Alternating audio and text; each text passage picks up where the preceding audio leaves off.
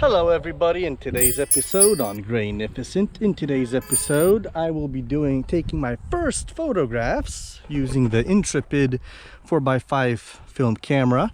Of course, as you see, it's a little bit put up crazy because as my first photograph, I'm trying to do with the perspective shift.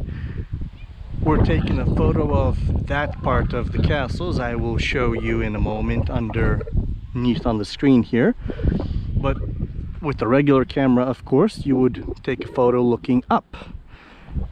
And shifting the lens up higher, leaving the film plane lower, allows us to take a photo that looks almost as if it would be straight on.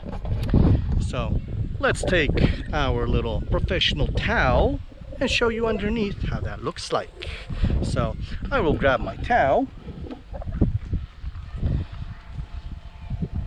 and let's go under the camera. There are drones flying around here.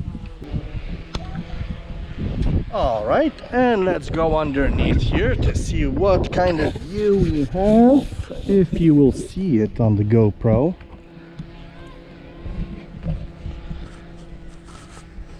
So as you see here, this is the little view we will be trying to get. It's technically straight on. The lenses are not tilted. So I'm wondering how that will come out. We're gonna straighten that out a little bit still. I think it's a little bit crooked still. But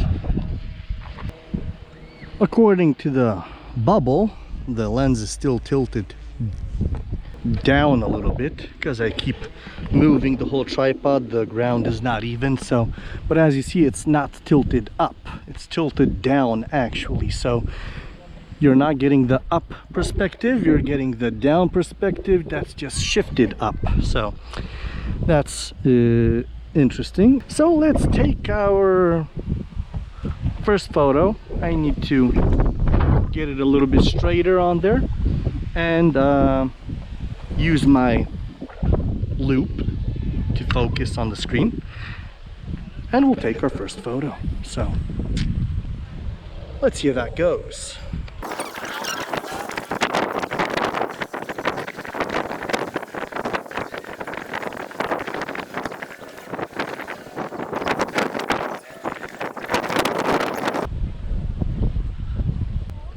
So we got it a little bit sharpened out.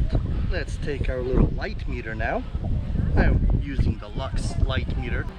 So I set 100 ISO, that's the film I'm going to be using, at 1/100th of a second. That's the shutter speed I'm going to be using. And it's showing now without capturing the sky. We have f8 with the sky f1622, but we don't mind the sky much. And f16's 2 stops higher, so that's not much of a issue. So let's set it to f8.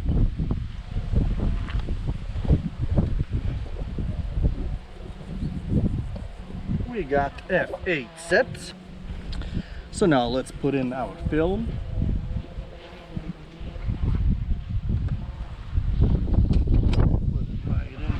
But before we take out the slide, we have to remember to close the shutter. There, the shutter is closed. Change it to 100th of a second. This is an old lens I got that does not like to cooperate with the shutter release cable.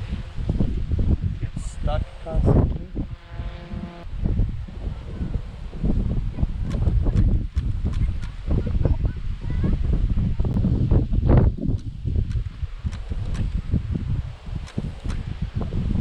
Okay, so let's put the slide up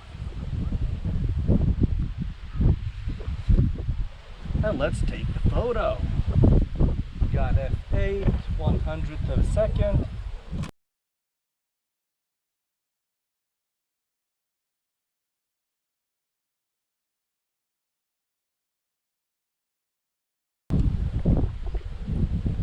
We took dark side out. And now I will do a similar photo just with the tower and check that over there, and then I might try capturing them both, but I think I will have to move further down, so let's see how that goes. Boy, the wind is blowing my hair apart. Okay, let's get this shutter back to bulb.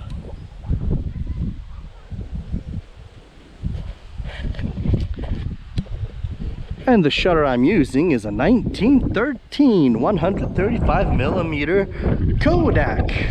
It's made by Eastman Kodak from 1913. It's as a lens from the Bausch and Lomb optical company. So it's a very ancient lens. 1/100th of a second is its fastest shutter speed. So yes, and it doesn't like cooperating with the shutter release because the shutter release can't go in too deep in there. Yes, it has a very shallow shutter in there. So okay, let's get into taking photos. So let's get back to bulb, open it up, lock the cable, open up the lens wider. Now let's try getting the second tower in focus.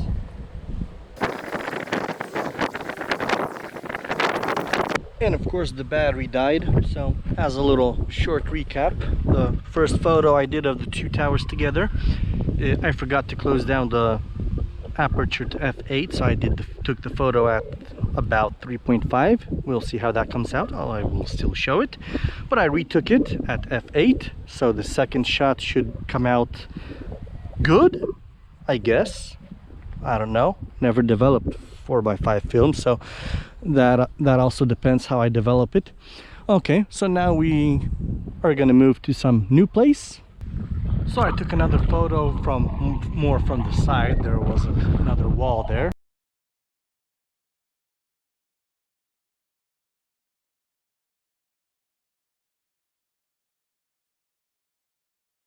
But now we found this little interesting formation here. It looks very interesting on film, so this is the next photo we're going to take, and we'll see how that comes out.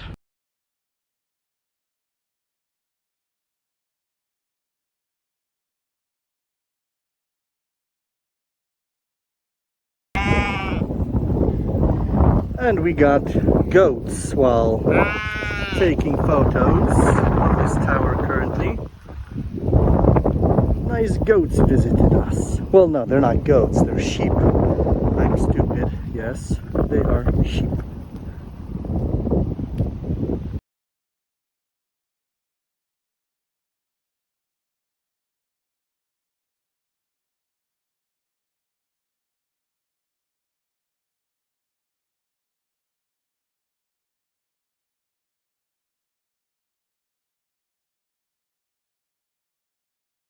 Alright, so we took a few photos, and the last photos here, we did just some portraiture.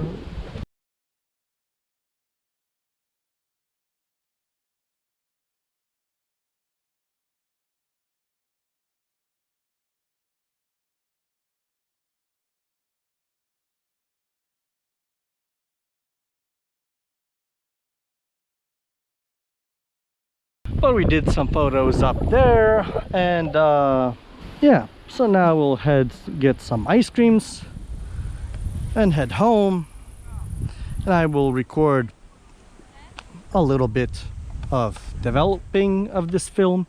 I don't know how they will come out. If they don't come out at all, well, you will see what was on the negative either way. So all right, that was my first time in my life of using a large format film camera, and I loved it. People kept coming up and wanting me to take photos of them by this camera. So yeah, it catches eyes of people. So see you in the developing process. And now, since I'm back, got to take our negatives from inside this case and put it into a developing tank. And the tank that I have, I bought this 3D printed 4x5 negative holder for a developing tank. You could buy specific developing tanks for 4x5 film, but since I got this giant, it's a Polish made Crocus 2000 tank that you could develop up to 5 35mm films or 6 120 films you could develop inside here. So I bought a little insert. It's a 3D printed insert to fit into here for 4x5 film. And what you do is, I got this sheet of 4x5 film that's for waste. You just take it out and put it on the holder just like this. And you could put 3 on each side. So it could develop 6 4x5 sheets at a single time. And we will be doing it at 20 degrees Celsius at a dilution of 1+100 in the Rodinal developer. So that would be an about 18-minute developing process. And I just got a brand new fixer because my old fixer was already having to fix for too long time. So I got this from ADOX as well, because ADOX makes the Adenol here in Europe, ADOX Adenol. So from the same company, I bought the ADOX AdoFix Plus. It's a rapid fixer. And this I will be doing a dilution of 1+7, because at that dilution it still has times mentioned for paper, because you could use it for film and photo paper. So that's the dilution, 1+7, and for films it says about 6 to 8 minutes at that dilution. So I guess I'll be doing that 8 minutes, and we'll see how that comes out.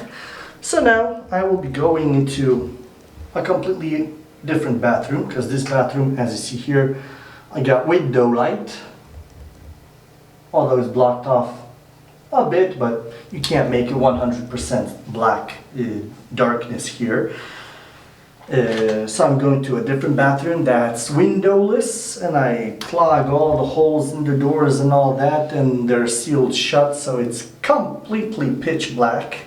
So in there I will load this with 6 sheets of 4x5 film, and we will develop our first sheets, because I think in total we took 8 or 9 photos, so I guess there will be so we'll have to do it in 2 parts developing. So we will see how the first part comes out. Hopefully it comes out good, but I won't be recording the entire process because the 1+100 is a stand development, so that's only of course it says rotations, but in this type of holder I don't think I will be doing rotations, because the sheet film can fall out of these fall out from its place. So I will be just doing the regular spin rotation like this for a few seconds every 3 minutes, I think. Yes, the 1+100 was every 3 minutes, some rotations. Alright, so going now to fill up the little holder with film, and I'll be back in a moment. So we got our sheet film loaded, and of course mistakes happen, like in darkroom stuff there will be a lot of mistakes. What mistake did I make this time, you might ask? Well, this tank doesn't have any specifications for 4x5 film, since it's not meant for it. I just bought a 3D printed insert that allows me to do 4x5 film in it, but I forgot to measure how much liquid I should put in it. So that's amazing, right? But since we know it is a 2-liter tank, and when I put my hand in there, it's about halfway for the film, almost in the middle. So I would assume if we make 1.2 liters of liquid, or I'll make to the tippy top of this, that would be about almost 1300 milliliters. Whatever, I'll just do as much as I can of this and hope for the best. Or I might do it as well. Here, I got a 300 milliliter. So I'll make 1200 here, 300 here. That'll be 1500. That'll be 75% full. And like I said, it was a little over half when I was reaching my finger down in there to measure approximately how deep in there it is. That should cover it. And since we're doing a 1+100 dilution, we could, doing more won't harm it, right? So yeah, that's what we have to do. So let's get our thermometer out. Let's first take our rings off. We don't want to get them in chemicals.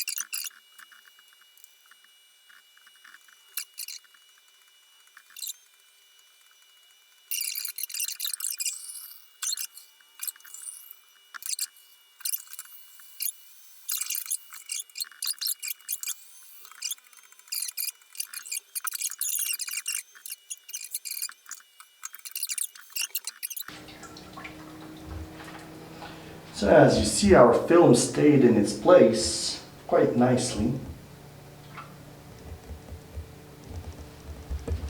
As you see, stayed on the rack, 3 on each side, very nicely.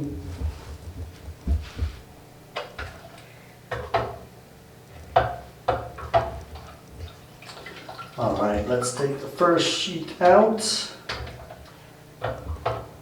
Let's see, how should we wipe this? With regular film, I just use my fingers. Guess I'll have to use my fingers here as well. Just like that. Well, I guess this won't need weighing down because I don't think it'll curl up like that. This photo doesn't look too sharp, but we'll see how it comes out in the scan. It was all the more sharp at the back screen, so I wonder what could have gone wrong there, but let's see the next ones. If all of them come out not sharp, then that's going to be a little tough. Oh, this is the film I think that I blew out? No. This one has a clear frame, this one has a... weird framing on it.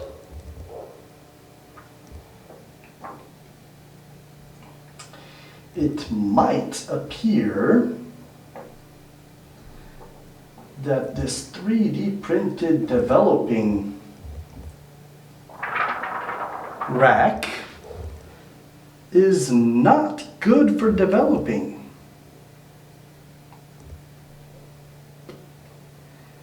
Because it left some marks, as you can see. I don't know, you'll see them in the scans. But also the film is not, the borders are not white. But then again, the photo reaches all the way to the borders, so it might have been also something with the film holder.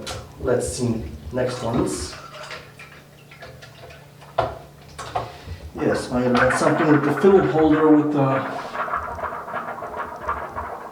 borders not being clear, because the next film we have, the borders are clear.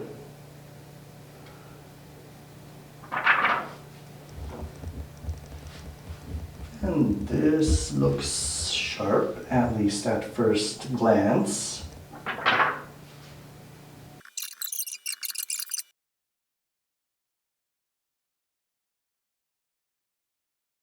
So the problem I did, as you see these little hands, or whatever you want to call them, that grab onto the film when you're inserting it for developing, when you have your film and you have the notch on the right side, when I took them out of the film holders,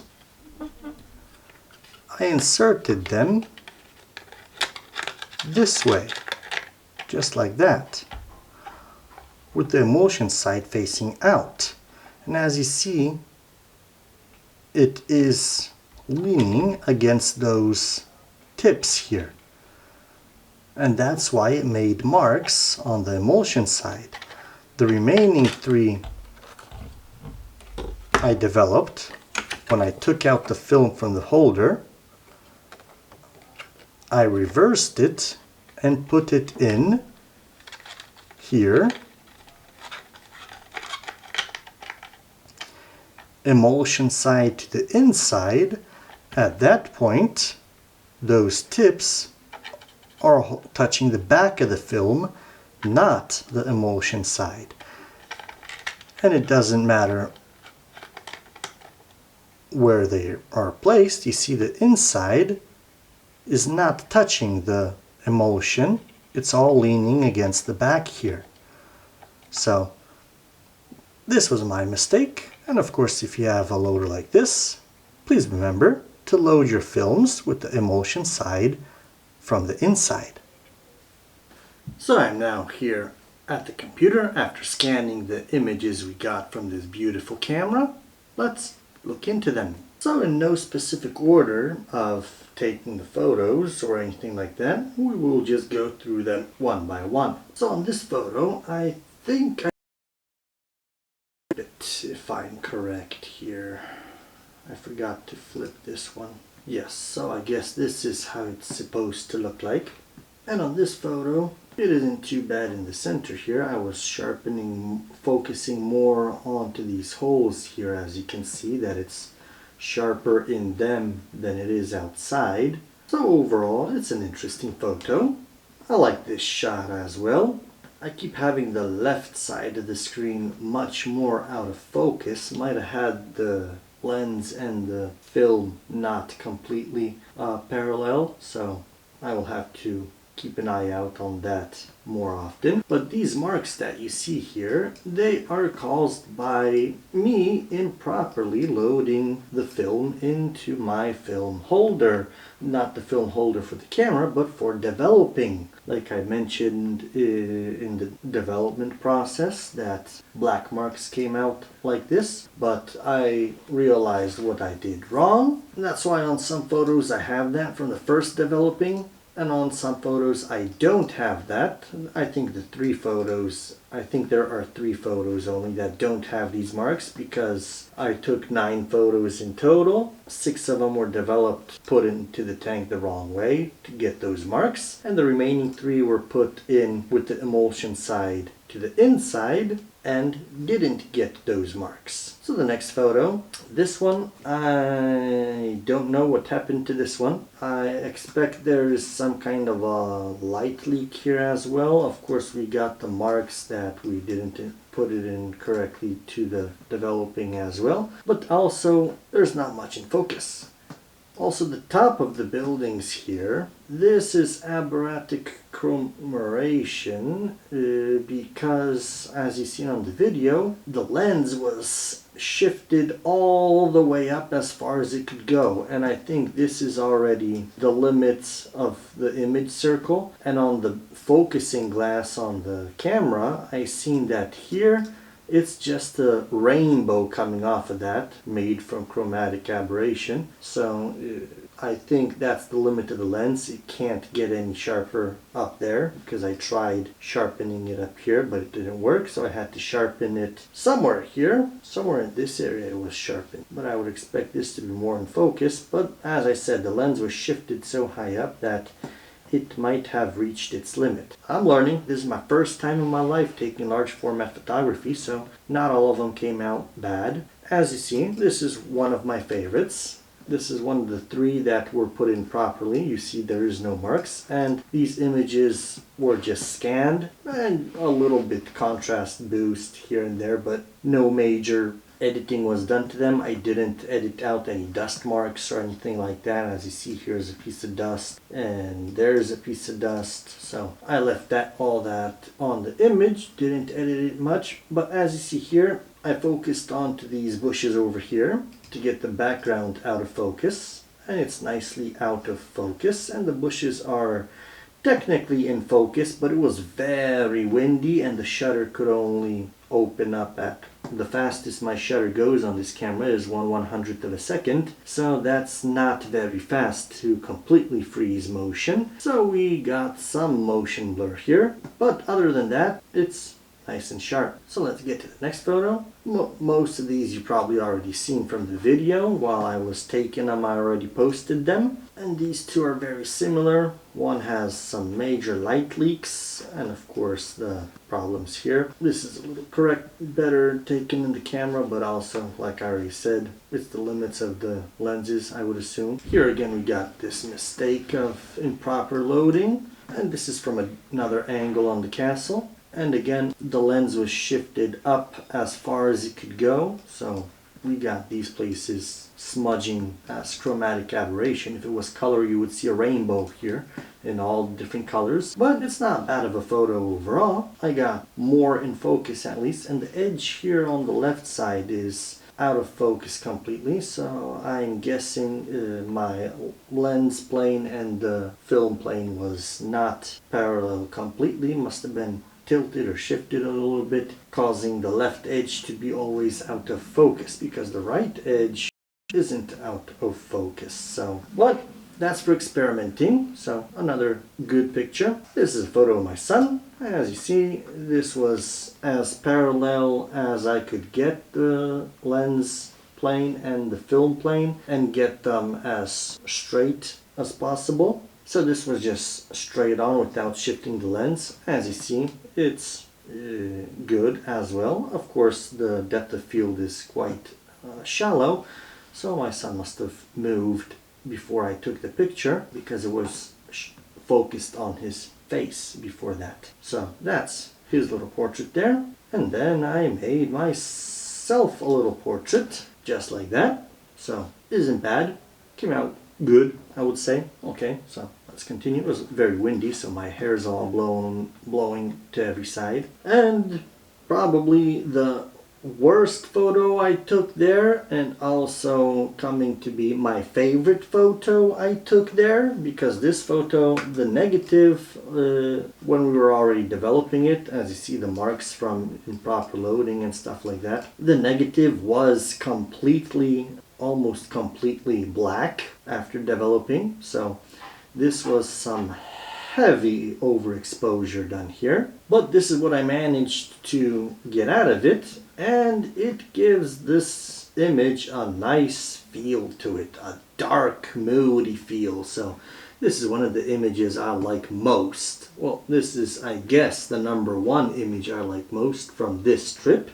So as you see, sometimes mistakes create beautiful images, and there's a hell of a lot of dust here. I'm not much into digital editing photos from film. When I start developing them in the darkroom, after I will be doing little contact sheets from these negatives to see how that comes out. And then on the contact sheets, I will just fill in the white dots from the negative to fill in the dusts, or not. Didn't decide yet. Let me know down in the comments below. What do you think about that? Should I get rid of the dust from a contact sheet after developing it or not? So those were the photos we took and the mistakes I've done. So yeah, can't wait to shoot more with this camera. If you don't want to miss it, subscribe down below and hit the bell button to get notified whenever I post a new video. And if you're a channel member, then you will know in advance what videos will be coming out, and you will see them in advance. So from $1 a month, you can see all the videos and know about all the videos I will be making. So thank you for watching, my friends. See you in the next video. Take care.